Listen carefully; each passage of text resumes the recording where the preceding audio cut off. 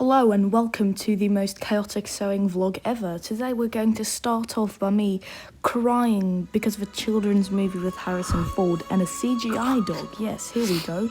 Lovely. The music made me cry so bad. There is no proper introduction to this video, nor a proper ending, so enjoy.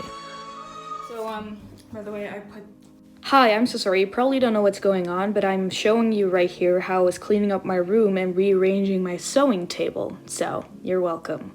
The little table up here.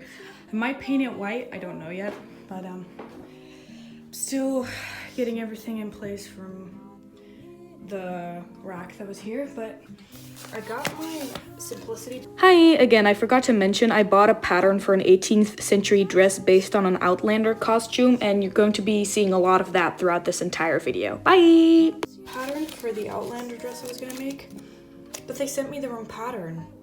So me being Gen Z, I just kept the pattern that they sent me, and now I was trying to figure out for about 30 minutes how to use it and why it's so big. Thank God I measured my waist because I was about to cut out a size 10, but I was like, let me measure because this is an American brand, so their European sizes are not always the same. But for them, so normally I'm a size 36, which is a size 10, but I measured and my waist is 26, so that would come closer to 26 and a half, so that's a size 12. Thank God I didn't actually make everything into a size 12 because that would have been way too big, but I was just very new to measurements and all that, so I ended up making everything in a size 10. So I'm going to start it with a bum pad because I think that's the easiest and smallest thing to start with. So I'm cutting it out, but the tissue paper, it scares me.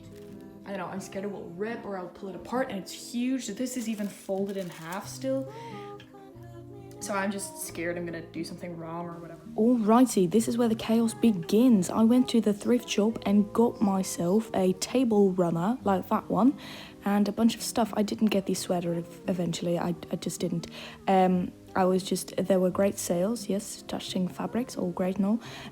But then I just kind of looked around a bit more, and then I went back home trying to figure out how to make a bum pad because that's what I started out with. I believe I'm also going to show you, yes, I'm going to show you what the table runner fabric looks like. It's gorgeous, I love it. So at this point of the video, I've already filmed so much of me making this, so I might as well just, I think, make a separate video out. What the fuck was that laugh? Of this, because I was just gonna insert a few clips into the vlog, but I want to show you my struggle in a full video. So after I just cut out these 3 long strips, these are going to be the ruffles for the bum pad. It's this thing to widen your hips to make you look more children ready, let's just say. First of all, we're gonna grab every one of these strips and sew them together so they're one long strip. Then I'm going to hem the sides and the bottom, not the top, because in the top we're going to put one long loose stitch so we can pull it and gather it to make a long ruffle, and then we're going to sew that onto the bum pad itself, but I'll show you later. So I should probably, in the meantime of not using this hole, fold it up and put it aside because now it's just taking up my entire room. So I'm gonna try to fold it up as best as I can, and then I'm gonna clear this out so I can sew over here. So I love that I'm doing these voiceovers in this accent. By the way, check out the fake nails. Anyways, this is where it goes downhill with the instructions. I don't even end up showing you how I made the shift nor the corset. It's just, it goes so downhill. I stitched this together and then did a zigzag stitch on the side. I don't have an overlock thing, so it just looks kind of raggedy, but you know, it's okay. And then the third strip is also attached to this in the same way, so now these 3 pieces are put together. Now the next thing I'm gonna do is hem the bottom of this, or like, yeah, I think I'm gonna hem this side. So I'm gonna iron this down and hem it, and then I'm also gonna hem these sides so that they're nice and clean, not even in frame. So hem this and this, there you go. And then I'm going to put a ruffle stitch all along the other edge and then pull it together, and then I'll show you what I do next. So I now pinned everything, I ironed everything, and as you can see the sides also. And then this top half I'm just leaving like this so I can put on a loose stitch so that I can make it a ruffle. I do think it's like very long for one ruffle, so maybe, I don't know, I have to make very big ruffles, or like, I don't know. Okay, so my cheeks are really red. That always happens when I'm sewing and like concentrated. I told you this wasn't gonna be like a tutorial, so this is what I have so far. I just have to fill it and then stitch up the bottom. Okay, it looks so professional. It looks so professional. What I did was I put one piece on the floor and then I put the ruffle on there like this so that it was positioned inward. And then I would put the other side on top, and then I stitched all the way around. The ruffle wasn't showing at that moment because you're gonna turn it inside out. So I was stitching along these lines, and then in between here I sewed the ruffle, so when I would turn it inside out, the ruffle would be shown. What I did then was I turned it inside out, and I also sewed in these straps that I just had lying around. They're not in the same color, but they won't be shown anyways. And then as you can see, I drew a line here and there, and I just stitched along those. So I stitched together both halves of the pad. Now I'm gonna fill it with fiber fill.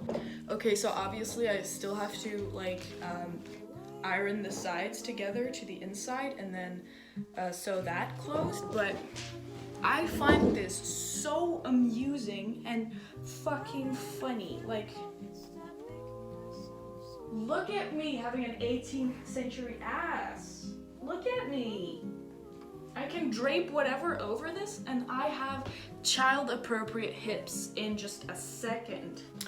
I just got home a few minutes ago and I look absolutely deranged, and that's because it was pouring rain outside, so luckily I just bought waterproof mascara. I just got back, my jeans are totally drenched in water, but I went to the city.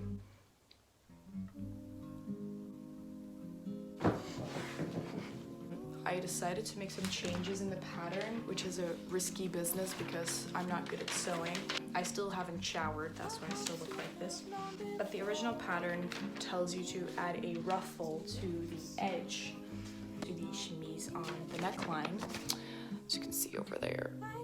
But I don't like the way that looks. I think it looks a bit tacky.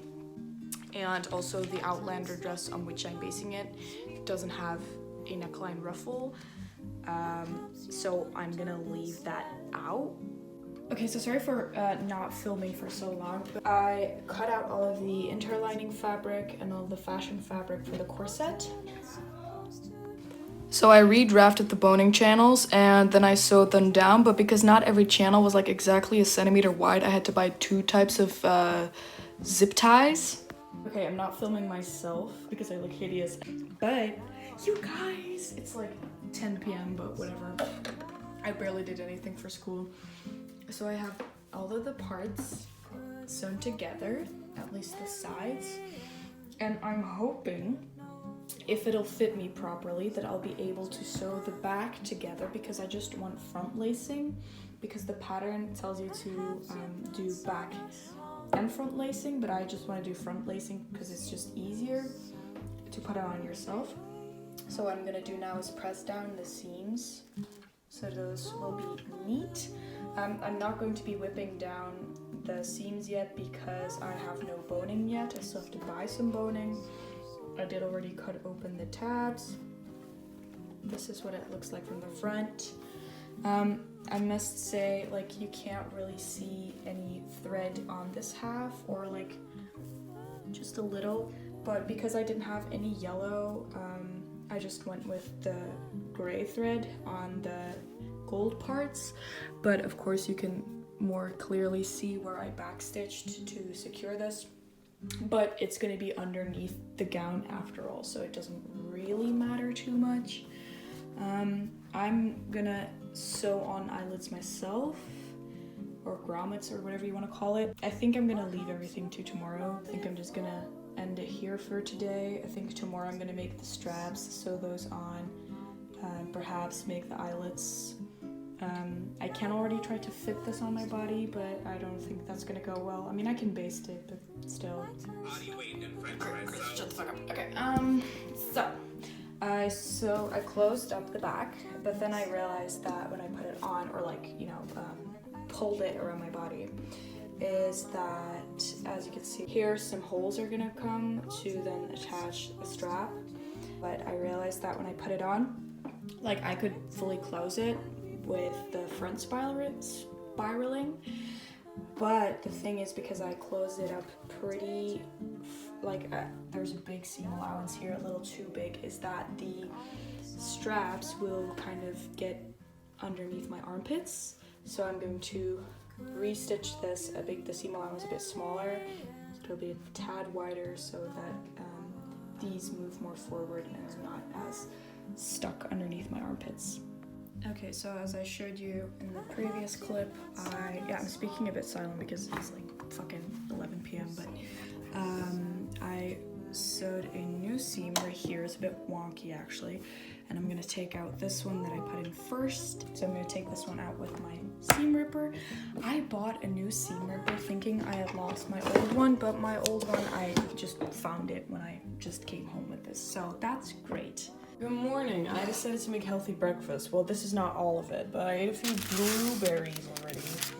And now I made a scrambled egg with tomato and lettuce, which looks absolutely disgusting. And it might just actually be disgusting. Okay, so this vlog couldn't be any more chaotic, but I'm running around like a hardware store trying to find long and flat and wide zip ties because there weren't any I could find, and zip ties are bloody expensive and I didn't know that. But from here on, I think this is like the last clip I actually have for this vlog. Oh no, I didn't even show you how I made everything. Yeah, this is the last clip. Oh my god, I see. I just gotta make sure I film a proper outro because this is bad.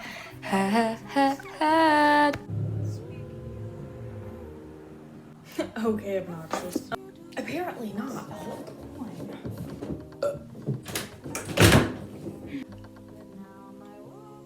The reason why this video was so extremely bad is because I am very bad at making videos and making everything seem cohesive.